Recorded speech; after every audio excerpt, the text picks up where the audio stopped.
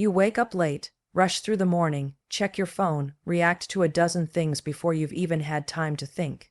And suddenly the whole day feels like it owns you.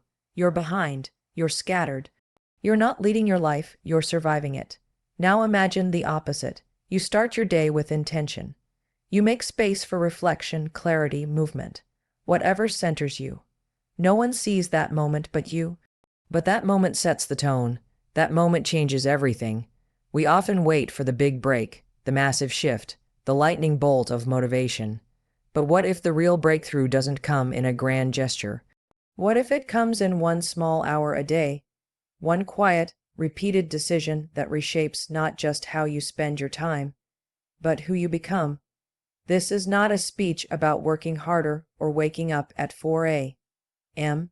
It's not about hustle culture or rigid schedules. This is about reclaiming 1 hour, your hour. It's about recognizing that your life is not changed in a year. It's changed in the rhythm of your days. And that rhythm starts with 1 hour of deliberate, focused, undistracted intention. Change isn't a single yes. It's a series of quiet no's. It's not dramatic. It's consistent. And the life you want isn't waiting for you at some milestone far off in the distance.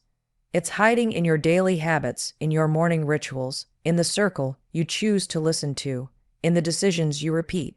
So let's talk about what it means to change your life, not someday, but 1 hour at a time. Let's look at 5 simple, powerful ideas that, when practiced with intention, don't just add up to a better day. They compound into a better identity.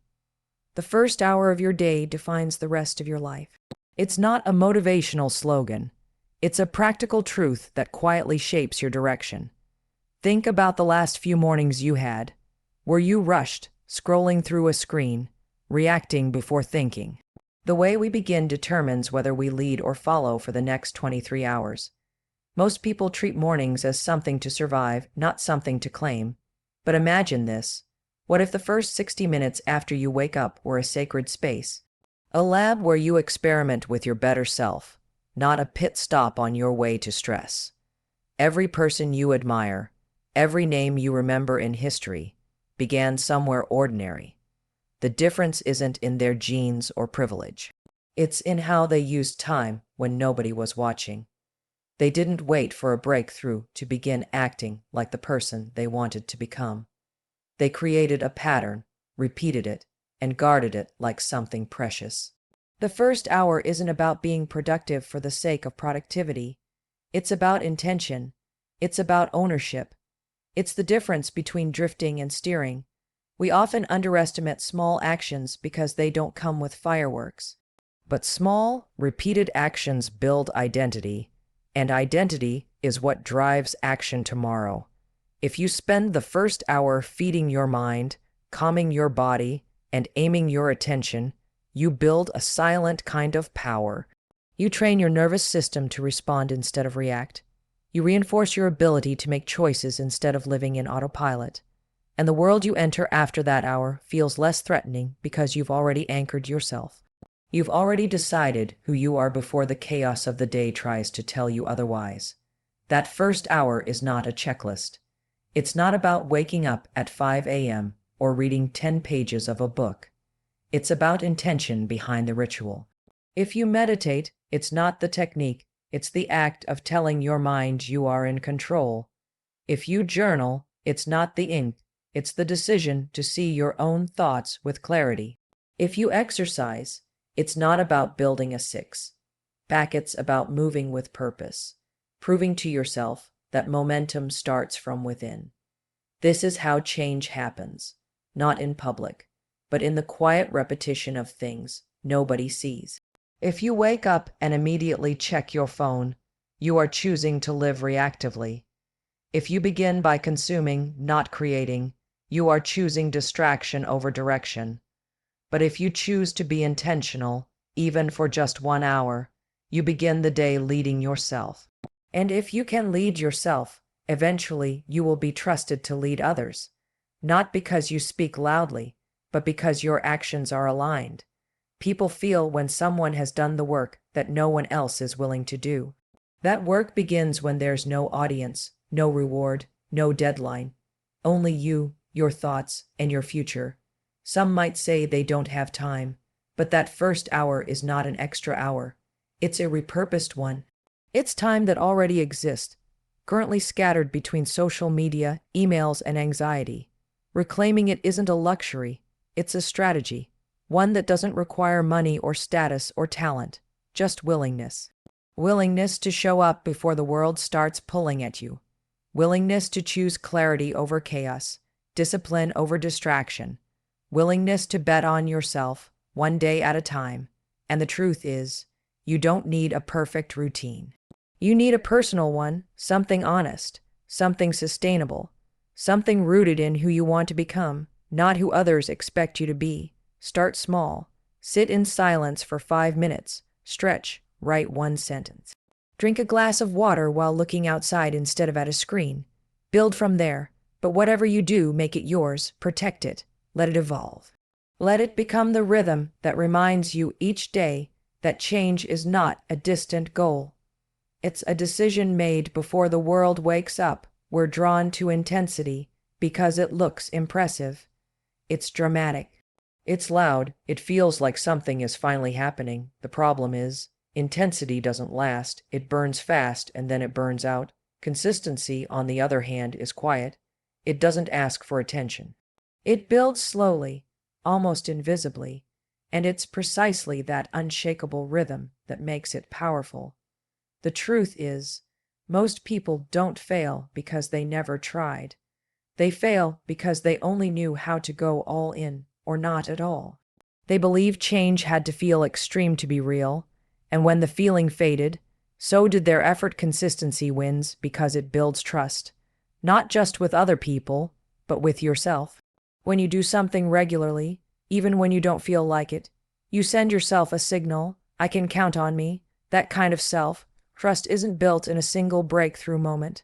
It's built in the small decisions that repeat every day, especially when no one is watching. It's the workout you show up to even when you're tired. It's the book you read when it would be easier to scroll. It's the conversation you have instead of avoiding. These don't seem heroic, but over time, they add up to something that looks like character. Intensity is appealing because it gives us a rush. We love the idea of transformation that happens quickly. The 30-day plan, the overnight success, the viral moment, but nothing that lasts is built like that. Sustainable success, whether in your health, relationships, work, or minds, is made of boring, repeated effort. The kind that doesn't get applause. The kind that you do even when the motivation is gone, especially when it's gone. Because motivation is emotional, but consistency is a decision. You can't control how you feel every day, but you can control what you return to every day. It's better to walk for 20 minutes every morning than to run 10 miles once a month. It's better to have one honest conversation with your partner every evening than to plan a big, emotional talk once a year. It's better to write for 10 minutes daily than to wait for the perfect weekend to start your book. The power is not in the magnitude of the effort. It's in the rhythm, the repetition. That's where the compound effect lives. That's where your real growth starts to multiply. Not in the firework moments, but in the slow, quiet momentum of choosing the better thing again and again. Most of us overestimate what we can do in a day and underestimate what we can do in a year. We try to fix everything at once, change our diet, our job, our mindset, our habit. Starting Monday, we imagine a better life as something we force into existence with willpower. But the people who actually changed their lives didn't force it. They designed it, and they did that one habit at a time. One small promise kept every day until it no longer required a fight. This is how real transformation happens, not through intensity, but through integration. Through repetition until it becomes identity. There's something freeing about realizing you don't have to go hard to go far. You just have to go often. If you missed a day, you didn't fail. If you didn't crush the workout, or write the perfect paragraph, or have a breakthrough today, that's okay. You came back, you stayed in the game, And the person who keeps coming back will always outlast the person who shows up once in a blaze of glory. Life isn't about peak performance. It's about durable performance. About finding a pace that you can keep not just when everything is going right, but when it's not. Consistency also gives you feedback. Not emotionally charged feedback, but real patterns. You get to see what's working and what isn't. Because you're not starting over every week. You're building, tracking, adjusting. You're in a relationship with your own behavior, not just reacting to your emotions. That clarity only comes from showing up regularly.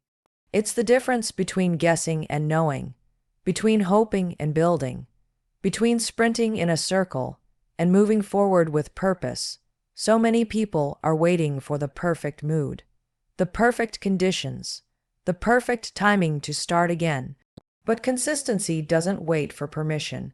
It just begins. It's humble. It's honest. It doesn't try to impress. It just returns to the work. And that return, over time, becomes the very thing that changes you. Your future identity is not something you stumble into. It's not determined by luck, or by one massive decision, or by the version of you people think you could become. It's something you're building right now, through what you do over and over again.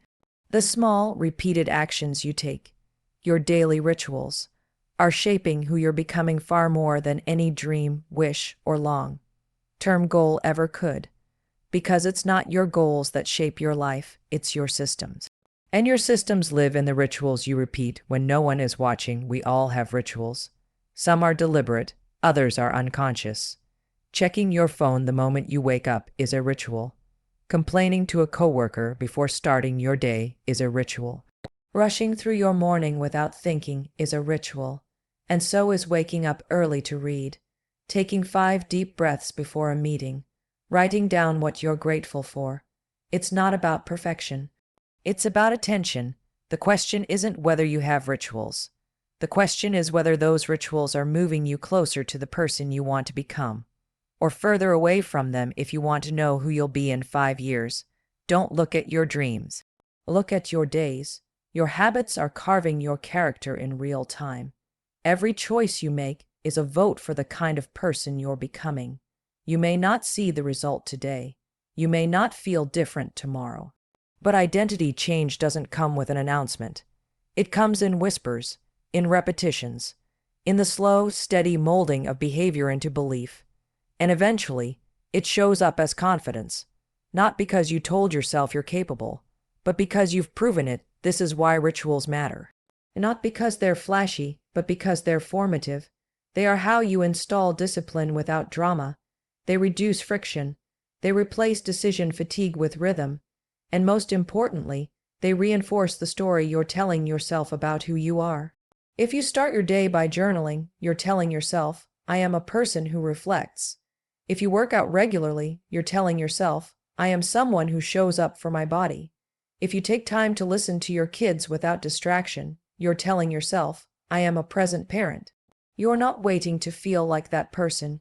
You're acting like them first, and then becoming them through action. Identity doesn't change when you cross a finish line. It changes when you create a new pattern. And patterns are made in moments, not milestones. When you replace scrolling with studying, or silence with reading, or chaos with planning, you are literally rewiring who you are.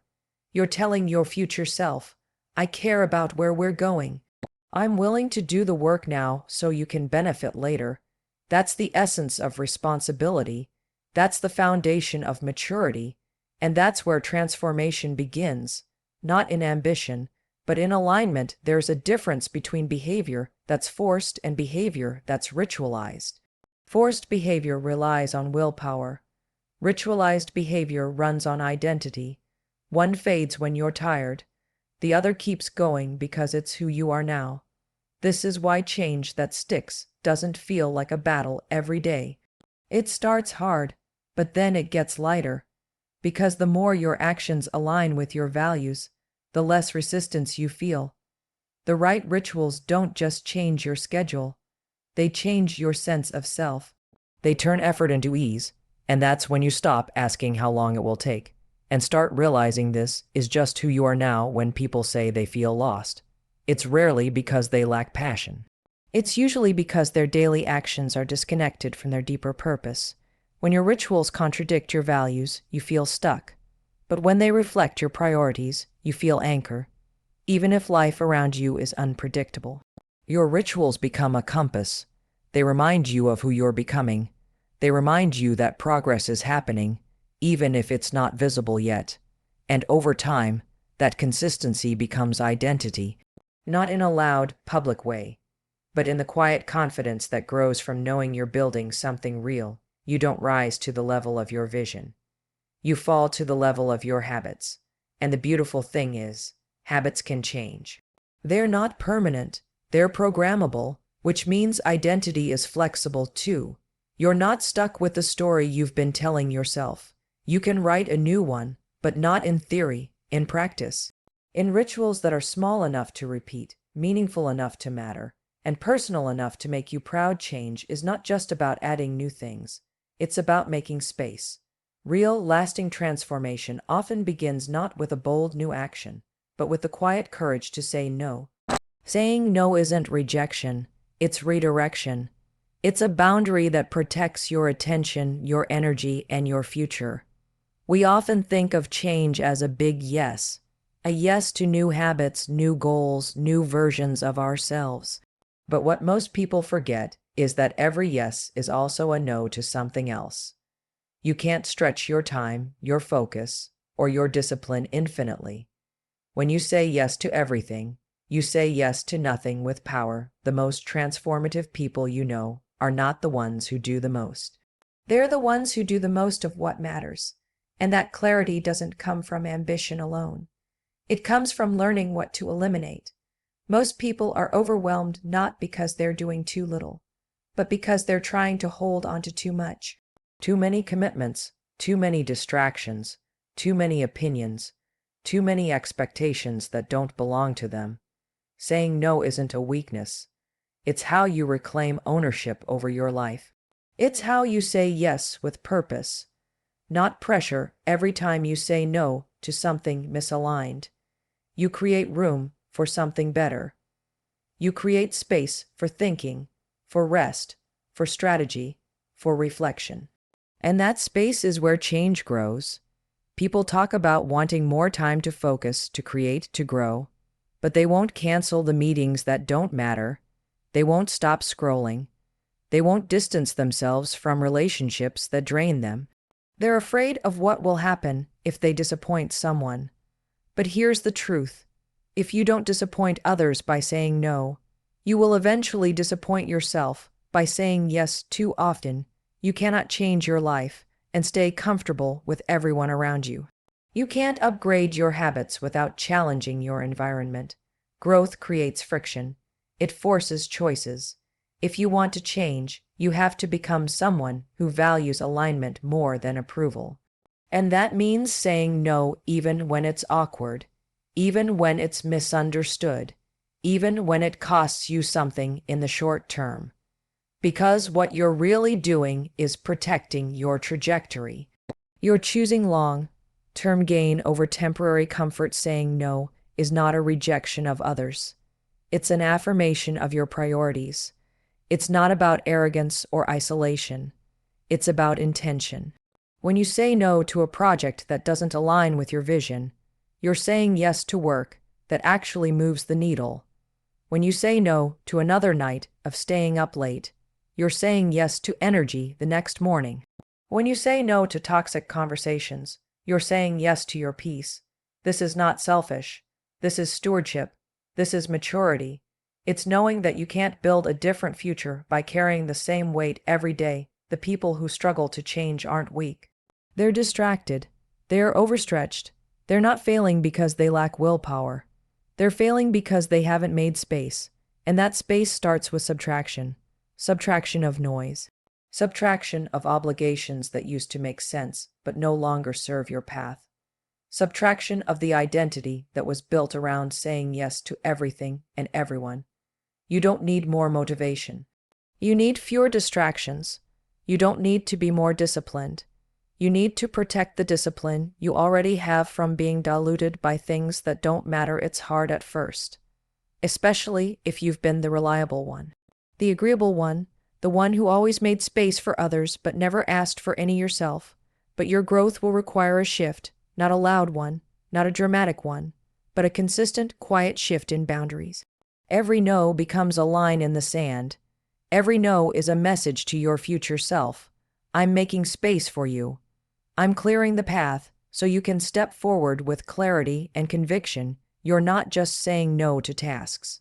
You're saying no to an old rhythm. No to a version of you that couldn't hold focus.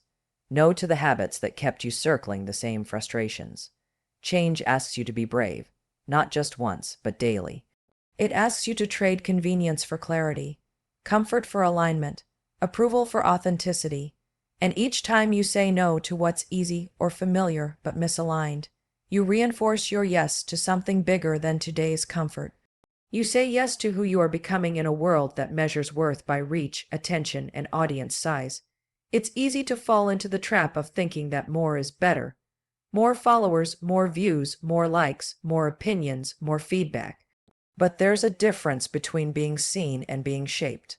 A wide circle of noise can give you the illusion of momentum without any real direction. It can make you feel busy without being purposeful. A small circle of influence, on the other hand, is not about visibility. It's about depth. It's about connection over impression. It's about voices that sharpen you, not distract you. Most people are drowning in opinions. Not because those opinions are accurate, but because they're constant. You hear them in comment sections, in casual conversations, in trending headlines. And slowly, if you're not intentional, you start to live according to echoes. You start making decisions to avoid criticism instead of making choices that reflect your core values. That's what a wide circle of noise does. It fragments your focus. It divides your energy across 100 directions, none of which move you forward. It invites confusion dressed as information. It creates pressure to perform instead of permission to grow. The people who grow with intention don't eliminate feedback. They filter it. They know whose voice matters. They know that not all advice is created equal. They listen to people who have earned the right to speak into their life, people who understand context, people who know their journey, their goals, their values. And more importantly, people who want their growth more than their comfort. A small circle of influence is made up of people who will tell you the truth, not what you want to hear. People who believe in your potential, not your performance. And people who are consistent enough to walk with you, not just cheer when you succeed. Influence isn't about who's talking. It's about who you're becoming as a result. One grounded mentor can shape your trajectory more than 1,000 comments from strangers. One close friend who challenges you to stay aligned can help you become more than 1,000,000 impressions ever will. When your circle is small but intentional, you stop performing and start practicing. You stop reacting and start refining. You can ask better questions. You can have real conversations. You can let go of the need to be impressive and instead focus on being honest. There's something powerful about being deeply known by a few rather than broadly seen by many.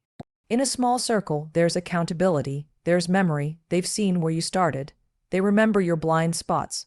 They care about your integrity, not just your image. And when you have that kind of foundation, you're harder to shake. The noise outside doesn't pull you off course as easily. The opinions of people who don't know your values don't hit as hard. You move with a quiet confidence, not because you think you know everything, but because you know who you're listening to. It's tempting to keep widening the circle, to chase relevance, to collect followers like trophies. But the question isn't how many people are watching. The question is how many people are sharpening. How many are challenging you to be better when it's hard, not just applauding you when it's easy. The people you allow to shape your beliefs, your habits, your decisions. Those are the architects of your future. Choose them carefully, because noise is cheap, but influence is costly. And the people who influence you are the people you slowly start to resemble. A wide circle can make you louder, but a small circle makes you wiser, and wisdom is what sustains change. Wisdom is what helps you make the hard choice instead of the popular one. It's what keeps you grounded when the spotlight is on and keeps you moving when no one is watching. That kind of wisdom doesn't come from being everywhere. It comes from being rooted somewhere, in truth, in discipline, in a few voices that help you hear your own more clearly. We've been conditioned to think that significance comes from scale. But impact is not about how many people know your name. It's about how many lives you actually touch. And often, that begins in rooms that aren't recorded, in conversations that don't trend, in feedback that doesn't flatter. But those are the moments where real growth happens, where the distractions fade, where clarity rises, and where the future is shaped not by noise, but by the few who truly see you and call you forward.